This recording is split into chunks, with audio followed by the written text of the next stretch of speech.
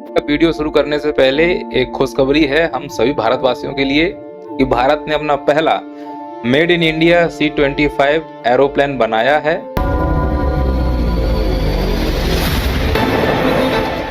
मिठाई तो बंटनी चाहिए इस बात के लिए। अब वीडियो शुरू करो भाई।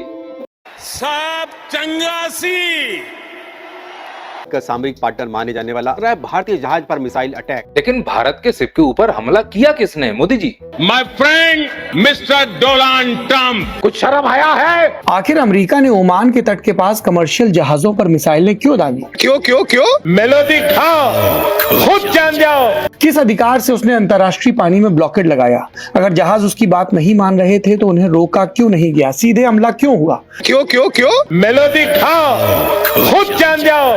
भारत ने अमेरिकी डिप्लोमेट को तलब किया, लेकिन क्या ये जवाब काफी है? अमित शाह जवाब दो ना इनकी बात का। इस तरह से क्वेश्चन नहीं कर। अरे प्रभु, दोस्ती के नाम पर कोई हमारी मार के चला गया, कोई हमें मार के चला गया, तुम कह रहे हो प्रश्न नहीं करते? इस सज्जन को क्या तकलीफ है भाई?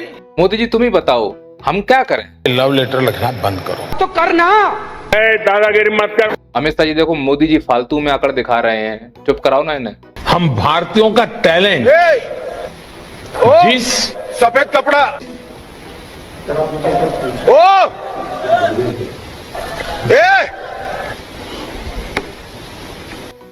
क्लास अब ठीक से सुना रहा है? हाँ सुनाई दे रहा है, पूरा भारत सुन रहा है आपको। अमेरिका ने हमारे नाविकों को मार डाला है, अमेरिका के साथ अब क्या करना चाहिए? लव लेटर लिखना बंद करो। तो आप क्यों ये पाप कर रहे हो? सौरभ भैया सुनाना सबको। अमेरिकी राष्ट्रपति डोनाल्ड ट्रंप ने बधाई दी। पीएम मोदी ने सोशल मीडिया पर ट्रंप को रिपोस्ट करते हुए इस बधाई पर खुशी जताई। पर विडंबना देखिए, जिस वक्त ये कूटनीतिक शिष्टाचार चल रहा था, ठीक उसी समय अमेरिकी मिसाइलें भारतीय नाविकों को समंदर में निशाना बना रही थी। ये कैसी विदेश नीति है महाराज कि वो हमें मारता जा रहा है, हम उसकी बधाइयां लेते जा रहे हैं? अरे तिहाड़ी, ये दलाली का सबसे सही मौका है, तुम क्यों चुप बैठे हो? बात तो सही है। मोदी जी को बचाने के लिए पक्ष में तुम ही तर्क दे सकते हो, बोलो क्या बोलना है।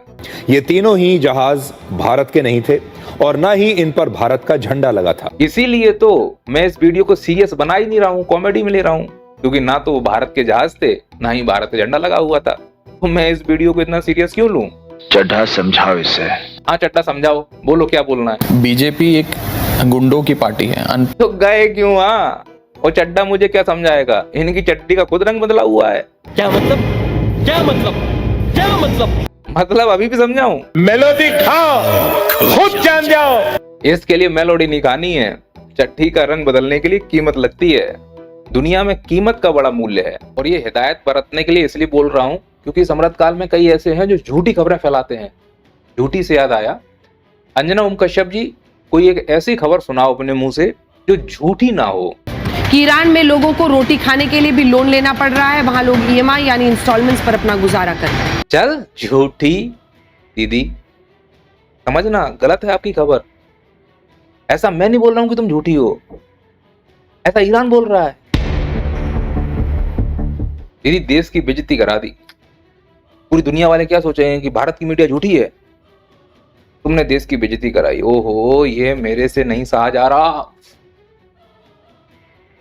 देश की बेइज्जती कराने वाले को देशद्रोही कहा जाना चाहिए। और क्या गलत कह रहा हूं? बताओ जनता लोग, करा दी ना देश की बेइज्जती। ये इंटरनेशनल तुम झूठी खबर फैला रही हो। झूठी खबर तुम फैलाती हो, पहले नेशनल लेवल पर ही थी तुम। जैसे दिखाओ भैया। 6 दशक 300 फिल्में। IMDb की रिपोर्ट बताती है कि सबसे ज्यादा 98 हिट फिल्में धर्मेंद्र जी के ही नाम पर थी। एक्टर धर्मेंद्र अब नहीं रहे। ये झूठ है। उस समय जिंदा थे धर्मेंद्र जी, सबसे तेज, सबसे आगे। इतने भी आगे तुम नहीं निकलो कि तुमने जिंदा आदमी कोई मारने की खबर सुना दी। हम लोगों ने मान लिया, हाय हाय करने लगे कि धर्मेंद्र जी चले गए। फिर बाद में मालूम चला नहीं, अंजना ओम कश्यप ने झूठी खबर फैला दी। लोग तुम्हें बोलने लगे झूठी दीदी। समझ रही हो ना मेरी बात को आप? क्योंकि खुद सोचो ना, ये खबर जब ईरान सुनेगा, ईरान क्या सोचेगा कि भारत की मेन स्ट्रीम मीडिया जानबूझकर ईरान को बेइज्जत करना चाहती है। जब युद्ध हुआ था तो मोदी जी ने बयान भी नहीं दिया था। ईरान तो पहले से हमें शंका की नजर से देख रहा है। फिर वो न्यूज देखेगा कि हमारे खिलाफ ये झूठ फैला रहे हैं, तो क्या दो देशों के संबंध खराब होंगे कि नहीं होंगे? होंगे। अब बताओ, दो देशों के संबंध खराब करने वाले को क्या कहा जाए? कि मेन स्ट्रीम मीडिया तो केवल झूठी खबर नहीं दिखा पा रहा है। यकीन नहीं है आना भैया खबर ही वाली। काले धन पर रोक के लिए लाए जा रहे 2000 रुपए के करेंसी नोट को बनाने के लिए नैनो टेक्नोलॉजी का इस्तेमाल होगा। ये नई बात होगी। 2000 रुपए के हर एक नोट पर नैनो जीपीएस चिप लगा हुआ। ये झूठी खबर थी, ये वाली भी चला दो। सीधे इस्लामाबाद पर काउंटर अटैक कर दिया है। ये बहुत बड़ी खबर, इस्लामाबाद पर भारत का काउंटर अटैक। ये भी झूठी खबर थी। झूठी खबर के अलावा कुछ दिखा रहे हैं, पर माफी नहीं मांगेंगे। बदनाम देश होगा। देश को बदनाम करने वालों को तुम क्या कहोगे? और अगर तुम्हें खबर दिखाने का इतना ही शौक है तो दिखाओ खबर कि आज 12 जून है, विवेक सर आंदोलन पर बैठे हुए हैं इतनी भयंकर गर्मी में।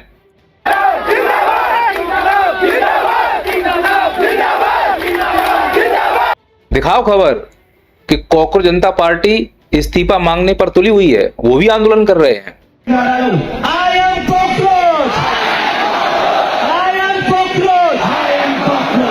खबर दिखाओ मध्य प्रदेश में पानी की किल्लत है।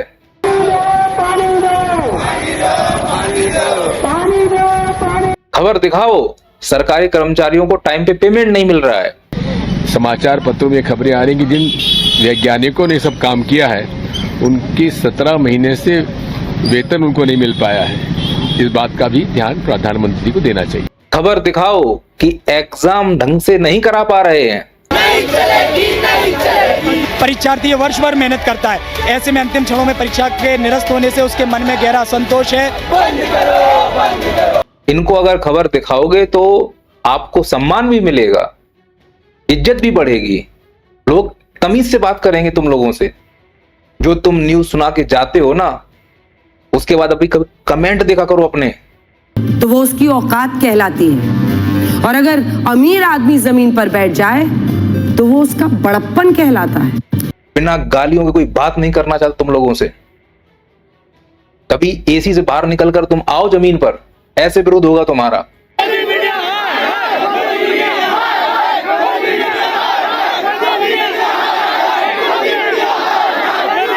बच्चों की ये नाराजगी बता रही है कि मेन स्ट्रीम मीडिया पर इन्हें भरोसा रहा ही नहीं है, क्योंकि ये कभी बच्चों की आवाज उठाते ही नहीं है। ये तो बस सरकार की नाकामियों को छिपाते हैं, इसीलिए इन्हें गोदी मीडिया कहा जाता है। गोदी मीडिया कहने के पीछे का कारण स्पष्ट है कि खबर कम, खबरों को बढ़ा चढ़ाकर ज्यादा दिखाते हैं। जैसे ये देखो, चेहरे पर हल्की मुस्कुराहट और ग्लास उठाकर पानी का घूंट पीना। अगर आपको भारतीय विदेश मंत्री एस जयशंकर ऐसा करते दिख जाए तो समझ जाइएगा कि धमाका होने वाला है। भारत के विदेश मंत्री डॉक्टर एस जयशंकर ने इस एक ग्लास पानी से यूरोपीय देशों और उनकी मीडिया के पाखंड को सरेआम चुल्लू भर पानी में डुबो मारा। पर जमीन पर तो कुछ और ही दिख रहा है। जो हमारा फ्रेंड था डोनाल्ड ट्रंप, उसकी सेना ने अटैक किया है, उसमें भारतीय मारे गए और हम संवेदनाएं भी व्यक्त नहीं कर पा रहे हैं। ये हमारी विदेश नीति की स्थिति बनी हुई है। खैर, विदेश नीति अपना काम करेगी, हमारी औकात नहीं है कि हम उनको सलाह दे पाए। अलग अलग कंडीशन है, सरकमटेंसेस से समझ में आ रही बातें, पर कम से कम जो दिखा रहे हो उतना थोड़ा तो अप्लाई करा के दिखाओ। और जो सच में मीडिया है वो जेल के अंदर है, उसको जीने नहीं दे रहे हो, वहां छापे पड़वा रहे हो। खबर सुनिए अविसार सर की। क्या तिहाड़ी चौधरी माफी मांगेगा? क्या अंजना, क्या अर्नब गोस्वामी माफी मांगेंगे? क्या राडिया की वो दलाल माफी मांगेगी जिसने अपने मंच पर न्यूज क्लिक के खिलाफ पूरा दुष्प्रचार किया था? क्या भारतीय जनता पार्टी की कोई जवाबदेही है जिसने एक संस्था को बर्बाद कर दिया, उस पर इनकम टैक्स, ईडी और बाद में एंटी टेरर सेल का रेड मार के? क्या भारतीय जनता पार्टी सरकार जवाबदेह है? क्या देश के गृह मंत्री जवाबदेह नहीं है? क्योंकि आपके इन झूठे रेड्स की वजह से, आपके इस पूरी दबिश की वजह से आज कई लोग जिनका समर्थन न्यूज क्लिक कर रहा था सड़कों पर हैं, उन्हें कोई नौकरी नहीं दे रहा है। क्यों? क्योंकि वो न्यूज क्लिक से जुड़े हुए थे। अब इस खबर को सुनकर केवल यही मैं बोलना चाहूंगा ईडी, सीबीआई, इन संस्थाओं से, यदि कोई गलत है तो निश्चित रूप से उस पर कार्रवाई करो, पर द्वेष की भावना से नहीं कि 2-3 साल बर्बाद कर दिए। उस सरकार के कहने पर जो रोजगार नहीं दे पा रही है, बचे हुए लोगों को तुमने बेरोजगार कर दिया, सबूत भी प्रस्तुत नहीं कर पाए। इससे प्रतिष्ठा पर सवाल उठ रहे हैं, आपकी योग्यता पे प्रश्न चिन्ह उठ रहे हैं। लोग आप पे भरोसा कम करेंगे, शक की निगाहों पर देखेंगे। आप पर शक करने का मतलब है कि भारत पर शक कर रही है भारत की जनता। इससे बड़ा दुर्भाग्य और क्या होगा। ईडी वालों से कहता हूं कि अगर तुम्हें छापा मारना है, भ्रष्टाचारी पकड़ना है, मैं बताता हूं। पश्चिम बंगाल के सीएम के घर छापा मारो आप, उसके ऊपर खुद प्रधानमंत्री जी ने आरोप लगाए थे। 5 लाख रुपीज सीबीआई से कह रहा हूं, अगर कोई हत्यारा पकड़ना है बिहार चले जाओ, उसका मुखिया हत्यारा, उसके ऊपर आरोप लगे हैं, जांच करो अच्छे से, देखो कहां सबूत उसने मिटा दिए हैं। पर वहां नहीं करोगे ना, क्योंकि आदेश तो वहीं से आ रहा है, तो भरोसा कम हो रहा है। ऐसा लग रहा है कि नहीं, तुमसे किसी ने कह दिया कि हमारे खिलाफ बोल रहा है, तुम उसे देश के खिलाफ मानकर कार्रवाई कर रहे हो, फिर सबूत भी नहीं दे पा रहे हो। सोनम वांगचुक के साथ भी वही हुआ, तो कल को हमारे साथ भी हो सकता है। तो समझ में आ रहा है कि संस्थाओं का दुरुपयोग हो रहा है, बोलना पड़ेगा। वो बोलने का काम मीडिया का है, और मीडिया किस प्रकार की न्यूज दिखा रही है वो आपको दिख ही रहा है। बात यह है कि अधिकारियों पर, मंत्रियों पर शक पैदा तब होने लगता है संस्थाओं पर, जैसा वो दिखते हैं बोलते हैं वैसा नहीं होता है। वैसा नहीं होगा तो फिर सवाल पूछना जायज है, और वो काम मैं करता हूं। पर मेरा उद्देश्य ये नहीं कि मैं किसी को बदनाम करना चाह रहा हूं, मैं किसी को नीचा दिखाना चाह रहा हूं। बस मैं उसी भाषा में उसको जवाब देने का प्रयास कर रहा हूं जिस भाषा में वो दूसरों को डिफेंड करने का प्रयास कर रहा होता है, क्योंकि मुझे लगता है वो देश के साथ गद्दारी है। कोई अगर देश के लिए झूठ बोलता है, देश की जनता से झूठ बोलता है, तो मैं उसे गद्दारी मानूंगा। कोई नेता, मंत्री, अधिकारी भ्रष्टाचार करता है तो मैं उसे गद्दारी मानूंगा। सच को सच ना दिखाने वाले को मैं गद्दार मानूंगा। और हमसे गद्दारी का मतलब देश से गद्दारी हो। जो देश से गद्दार कर रहा है वो देशद्रोही हुआ ना। अरे देश से बढ़कर क्या हो सकता है? अरे भ्रष्टाचार भी कर रहे हो तो उतना करो कि तुम्हारा जीवन यापन अगर संकट है तो भाई कर लो, लीगल कर दिया, हटाओ। पेट ही नहीं भर रहा है। भ्रष्टाचार का स्तर तो ये है कि राफेल जो हवाई जहाज बनाया गया था उसमें समझ में आ रहा है कि कुछ घपला हुआ है। अब बताओ इसे भ्रष्टाचार कहा जाए या देश के साथ गद्दारी कहा जाए? पर यह खबर नहीं दिखाई जाएगी। सरकार काम करने के लिए बनाई जाती है। सरकार जो काम कर रही है उन कामों को दिखाना चाहिए, पर उन कामों को सरकार खुद दिखाती है, होर्डिंग में दिखाती है, न्यूज में दिखाती है, टीवी में दिखाती है, मन की बात में बताती है।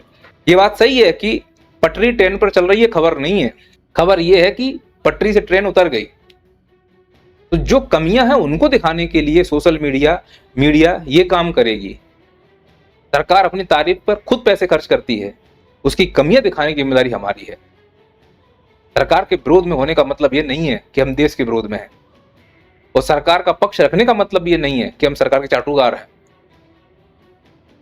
हम ना इधर के हैं ना उधर के, हम देश के हैं।